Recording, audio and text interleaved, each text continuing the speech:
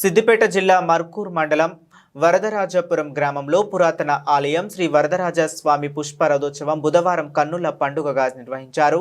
శ్రీ వరదరాజ స్వామిని దర్శించుకొని పుష్ప రథోత్సవంలో పాల్గొన్న ఎఫ్డిసి మాజీ chairman Pratap Reddy, DCCB director Battu Anjireddy అనంతరం వారు మాట్లాడుతూ శ్రీ వరదరాజస్వామి కరుణా కటాక్షలతో అందరూ బాగుండాలని, శ్రీ వరదరాజస్వామి బ్రహ్మోత్సవాలలో పాల్గొని రథోత్సవాన్ని వీక్షించడం సంతోషంగా ఉందన్నారు.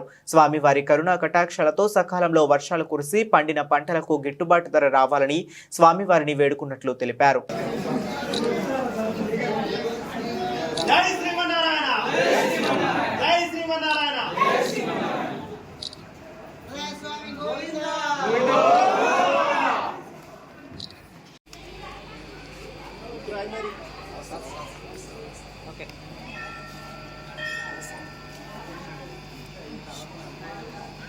ఓకే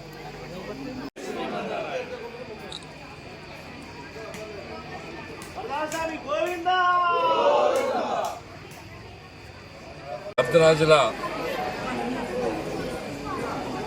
గోవిందరాజులు దాదాపుగా 1000 సంవత్సరాల చరిత్ర కలిగినటువంటి వరదరాజపురం వరదరాజుల స్వామి చరిత్ర కలిగినటువంటి ఆలయం ఇది. ఈ ఆలయానికి దాదాపుగా కొన్ని వందల ఎకరాలు భూమి కూడా ఆ రోజు నుండి ఆలయం పేరు మీదనే ఉంది. అది ఈరోజు కూడా ఆలయం కంట్రోల్లోనే ఉంది. ఈ ఆలయాన్ని నిర్మాణం చేయడానికి కేసీఆర్ గారు దాదాపుగా 10 కోట్ల రూపాయలు వెచ్చించడం జరిగింది. దురదృష్టవశాత్తు గవర్నమెంట్ పోవడం వల్ల ఆ బిల్స్ కూడా ఇవ్వలేని పరిస్థితిలో ఇప్పుడు ఉన్నటువంటి ప్రభుత్వం ఉంది. ఆ డబ్బులు కనుక ఇచ్చి ఉంటే ఈ టెంపుల్ పూర్తి స్థాయిలో అయ్యి ఉండేది. మరి ఏదేమైనప్పటికీ కూడా ఇప్పుడున్నటువంటి ప్రభుత్వం మన ఇవ్వాల్సినటువంటి డబ్బులన్నీ ఇచ్చేసి ఈ గుడిని పూర్తి చేయాలని చెప్పి మేము మనస్ఫూర్తిగా కోరుకుంటున్నాం. మరి ఏది ఏమైనప్పటికీ వరదరాజుల యొక్క ఆలయాన్ని నిర్మాణంలో గ్రామంలో ఉన్నటువంటి రమేష్ గారు, కృష్ణ గారు, మరి రామకృష్ణారెడ్డి గారు, ప్రవీణ్ గారు, నరసింహ గారు, మరి ఇక్కడ ఉన్నటువంటి